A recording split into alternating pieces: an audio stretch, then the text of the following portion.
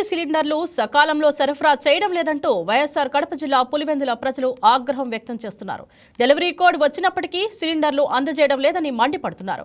Gas agency నుంచి సరైన వివరణ లేదంటున్నారు. ఉదయం నుంచి మధ్యాహ్నం వరకు వెయిట్ చేయించి తర్వాత నో స్టాక్ అని సమాధానం ఇస్తున్నారని చెప్తున్నారు.